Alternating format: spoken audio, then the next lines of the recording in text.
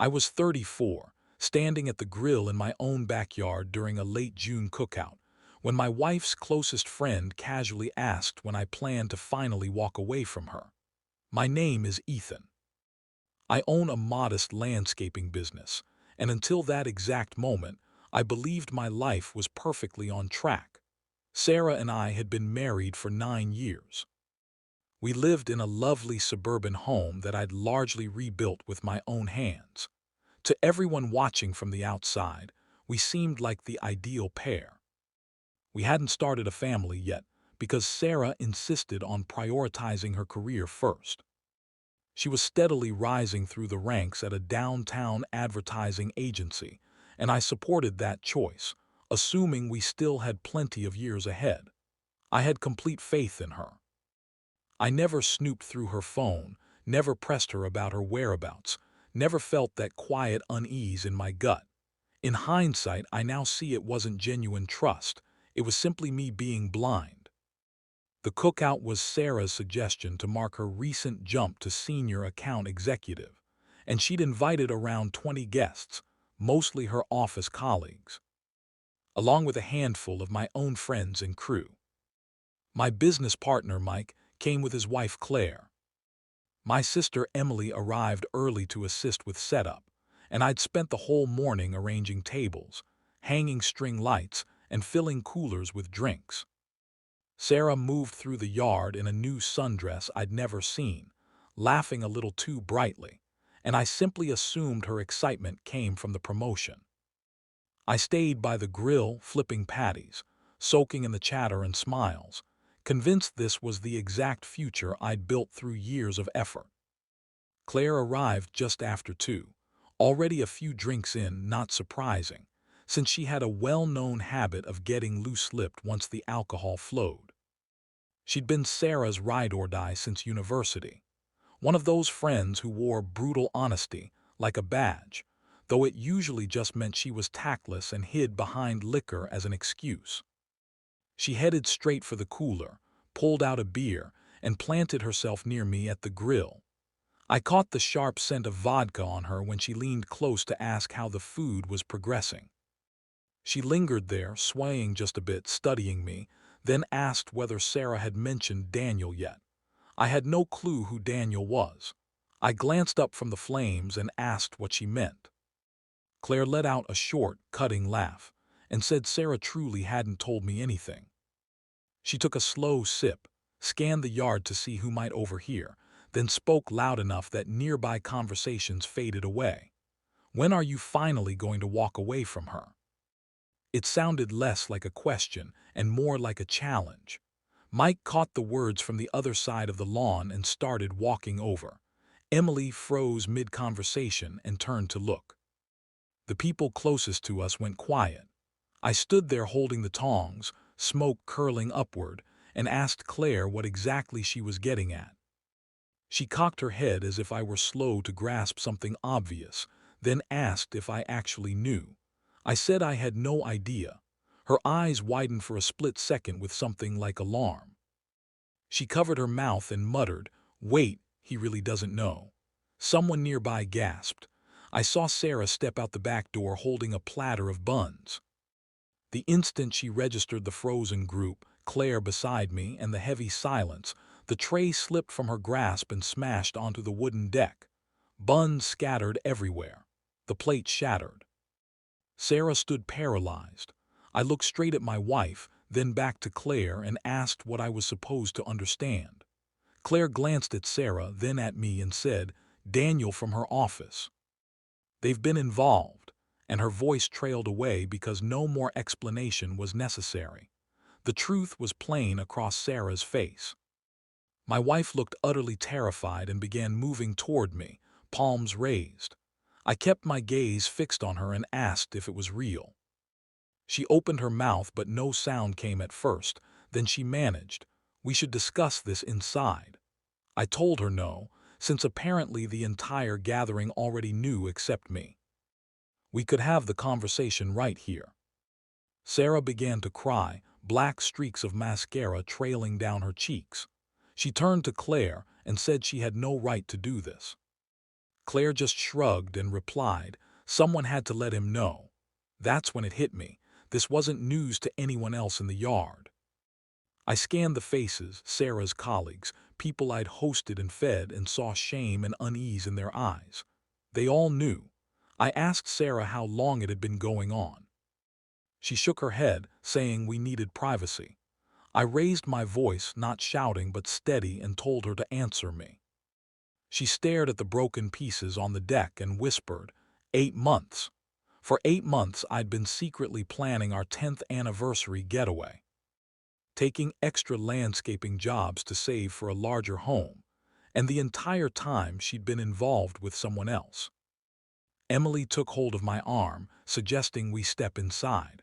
Mike began gently steering guests toward the front, but I told everyone to stay put. If this was unfolding, it would unfold with witnesses. Sarah pleaded with me not to handle it this way, said we could fix things, called it a terrible mistake. I asked whether she loved him. She gave no reply, which was answer enough. Then Claire added that Sarah had already spoken with a divorce lawyer 3 weeks earlier, asking about splitting property. I took out my phone and texted my attorney, Lisa, right then. I wrote that I needed an urgent appointment first thing Monday and wanted the strongest possible divorce filing. Sarah noticed me typing and asked what I was doing. I told her she had until the end of the day to pack her things and leave. She could find somewhere else to stay, but she wouldn't be sleeping in this house tonight. Emily started to protest that maybe I should take time to think, but I stopped her. A car rolled up out front and someone called Sarah's name. One of her coworkers went to look and returned saying it was Daniel. Apparently Sarah had messaged him during the confrontation. He appeared around the corner, looking bewildered.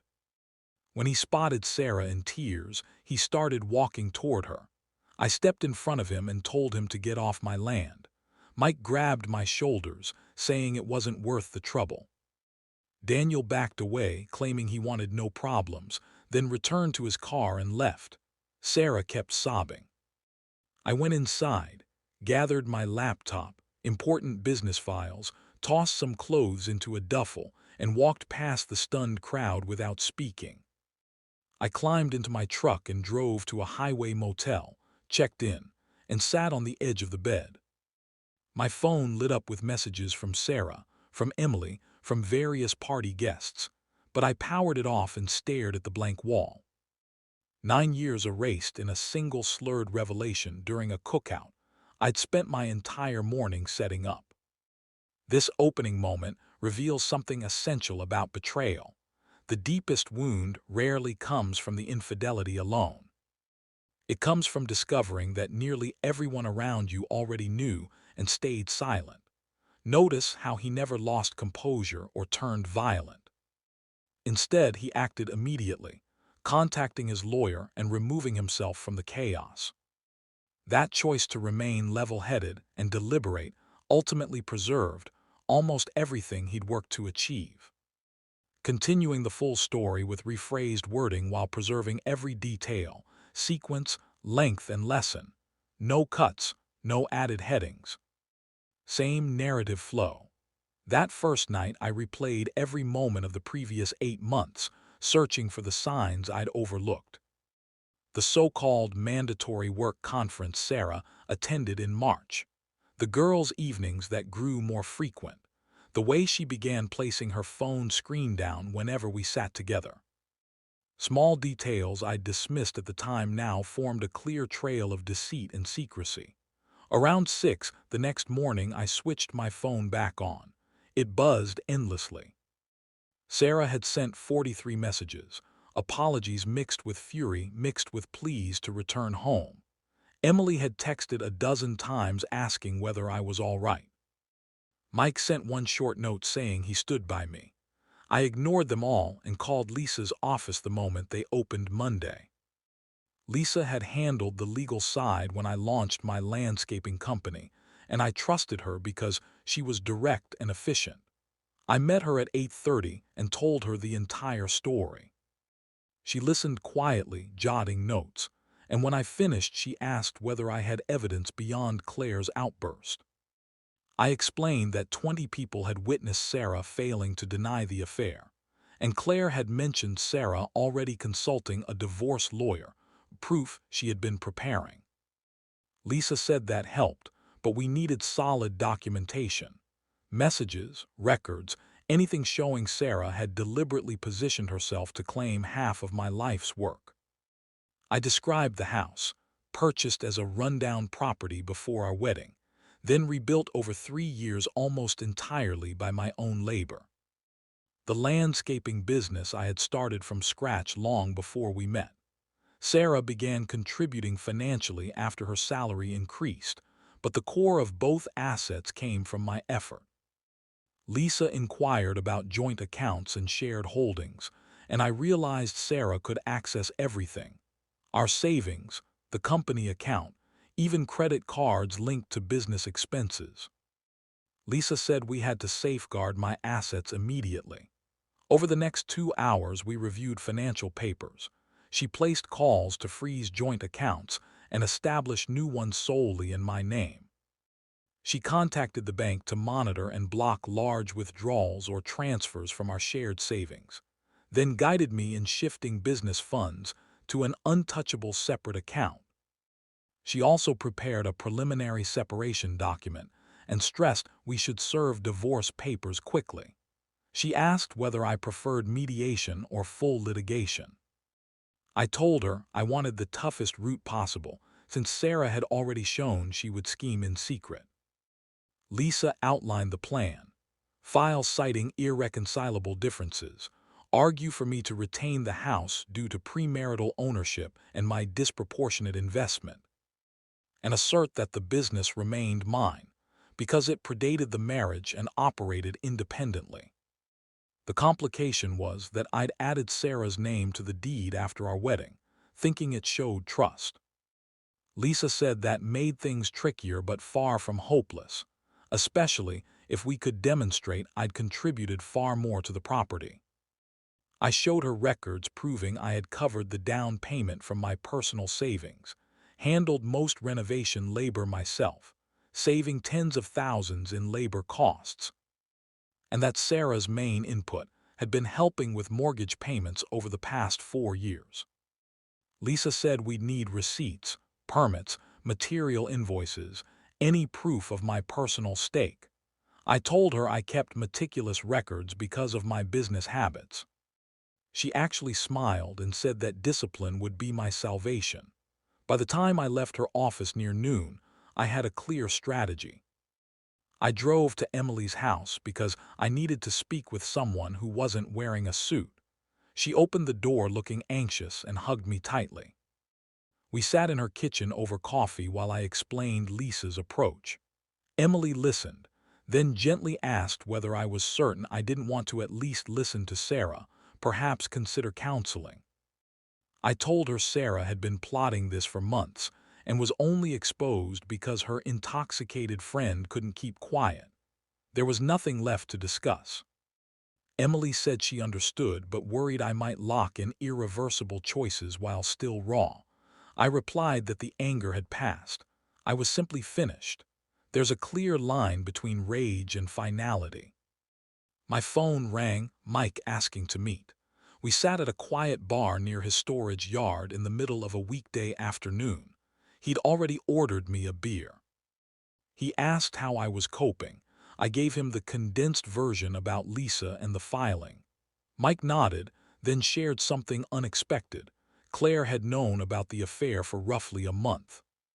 A colleague of Sarah's had mentioned it at an event, and Claire had been struggling with how to break the news without shattering my world. Mike apologized on her behalf. I told him it wasn't his burden. At least the truth was out. Mike asked what I needed.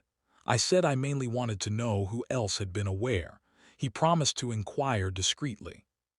Then he shared something useful. Daniel had a history at Sarah's agency for exactly this behavior. He'd gone through an ugly split from his wife Rachel about 6 months earlier over similar cheating, and their divorce was still ongoing. So Sarah had chosen a man already in the process of dismantling his own marriage to help dismantle mine. Mike suggested Rachel might be worth contacting since she'd seen Daniel's patterns firsthand. That evening, I returned to the motel and opened an email from Lisa, confirming the divorce papers were prepared and could be served Wednesday. She'd also secured an emergency hearing for temporary orders safeguarding my business assets and barring either of us from selling or encumbering the house without court permission. Another text arrived from Sarah mentioning the house and finances. I left it unanswered. From that point forward, all communication would go through attorneys. Here lies a crucial insight from this phase. When facing profound betrayal, feelings become your greatest liability, while records become your strongest defense. His habit of keeping thorough business paperwork turned into the protection that shielded nearly everything he had created. Also note the speed with which he secured his financial position. Within 48 hours, accounts were frozen and legal steps underway. That swift, rational response marks the difference between those ruined by divorce and those who preserve what rightfully belongs to them. Sarah received the divorce papers at her workplace on Wednesday. According to Lisa's process server, she caused a scene, crying openly before coworkers, then shut herself in a meeting room. Lisa called later to say Sarah's lawyer, Rebecca, had already contacted her attempting to negotiate. A sign Sarah was rattled. The temporary orders were approved, and the judge had frozen significant assets until the case concluded. Sarah had temporarily moved in with a coworker, not Claire, notably. Emily mentioned it, but I told my sister I no longer wanted reports on Sarah's whereabouts. The following 2 weeks consisted of gathering evidence and strategy sessions with Lisa. We concentrated on my premarital purchase of the house, my extensive personal labor in renovations, and the independent nature of my business. Lisa had me compile every receipt from the home projects, every permit, every material invoice from 3 years of improvements. I located boxes of records showing roughly $80,000 in supplies alone, excluding the hundreds of hours of my own unpaid labor. Lisa said that even at a conservative contractor rate, my contribution could reasonably exceed $200,000 in value for a property I owned before the marriage. Lisa also obtained Sarah's phone records and certain work emails through discovery. The records revealed months of frequent calls and messages between Sarah and Daniel. More critically, they showed contact with 3 separate divorce lawyers beginning in February. Sarah had been laying groundwork to exit the marriage at least 4 months before Claire's slip, meaning the promotion party and cookout had been staged while she maneuvered to leave on her preferred terms. Lisa discovered emails between Sarah and one attorney discussing asset estimates and tactics for claiming half the business. There was even a spreadsheet Sarah had created, itemizing every possession we shared with projected values. She'd inventoried everything down to the furniture and my work truck. This wasn't a momentary lapse. This was calculated preparation to financially dismantle me while maintaining the appearance of a happy marriage. Lisa then took an unexpected step. She contacted Rachel, Daniel's wife, through her attorney. Rachel proved eager to cooperate because she was still navigating her own divorce from Daniel and possessed evidence of his recurring behavior. Rachel supplied a sworn statement describing how Daniel had repeatedly pursued married women from his workplace, at least 2 others before Sarah, and how he seemed drawn to the chaos and wreckage he created.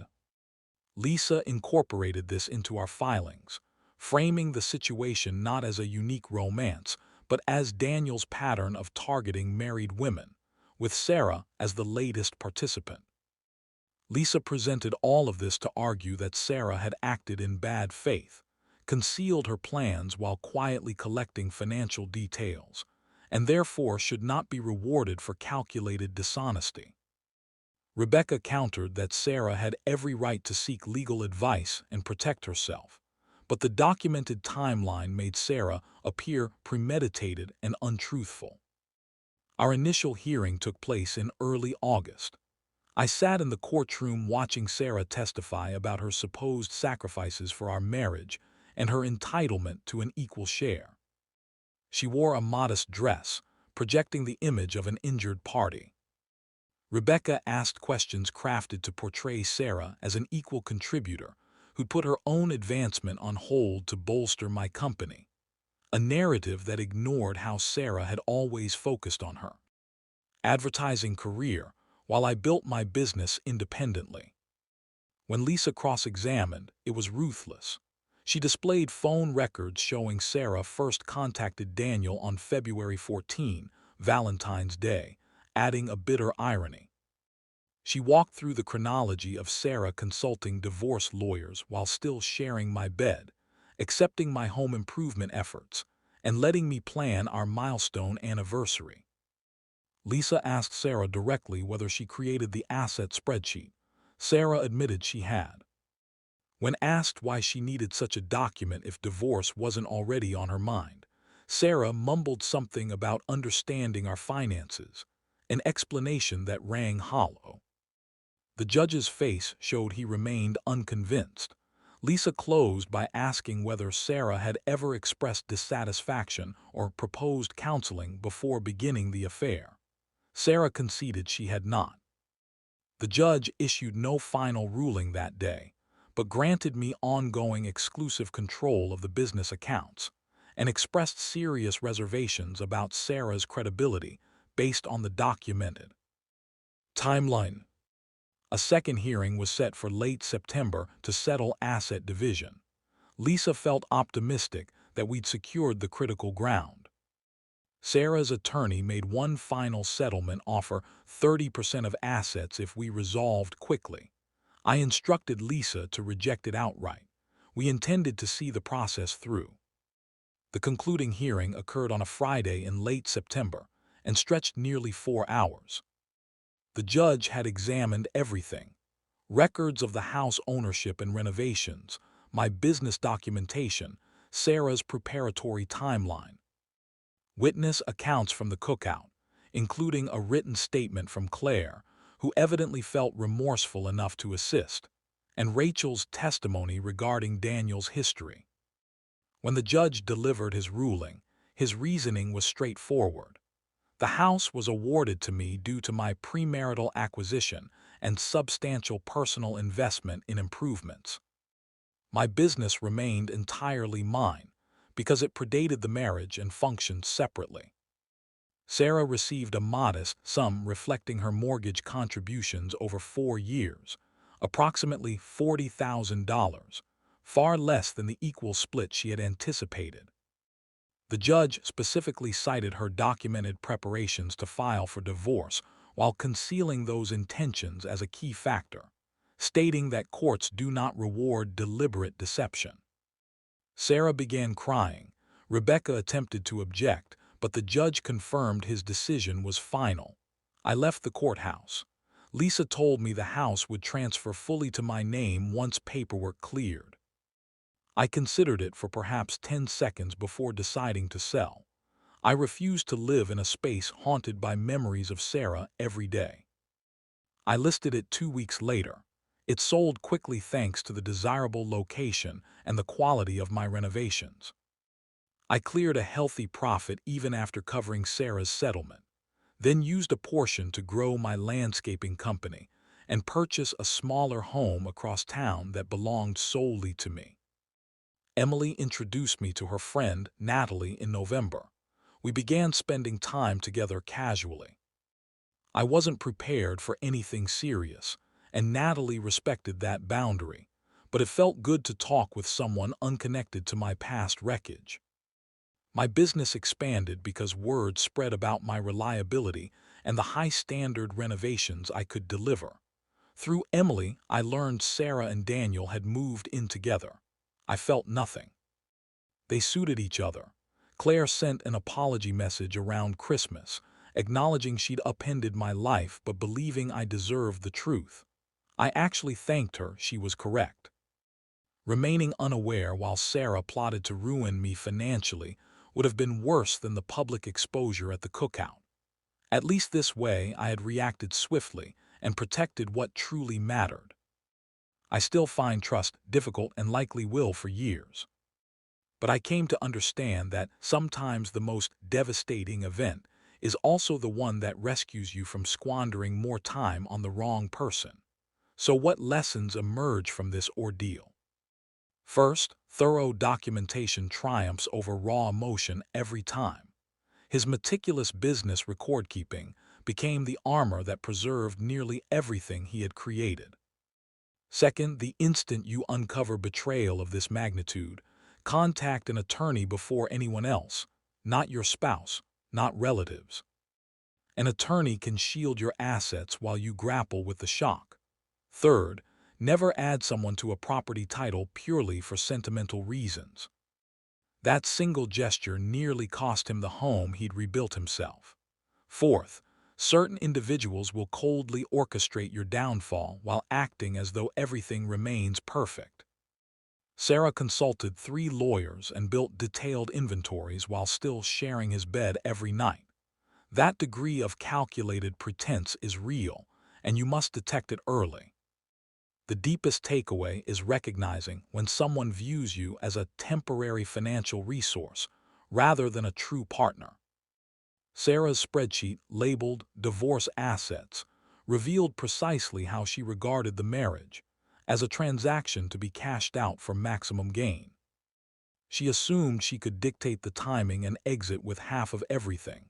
She never anticipated a careless friend, a husband who acted faster than expected, or a judge who saw past the facade. Now I'd like to hear your perspective. If you found yourself in that cookout moment, would you have insisted on keeping everyone present as witnesses, or would you have pulled the conversation indoors? And if you were in Mike's shoes, aware of your friend's partner's affair but uncertain how to break the news, would you have told him right away or waited to gather more proof first? Share your thoughts below, because these situations have no flawless response, only different shades of painful decisions.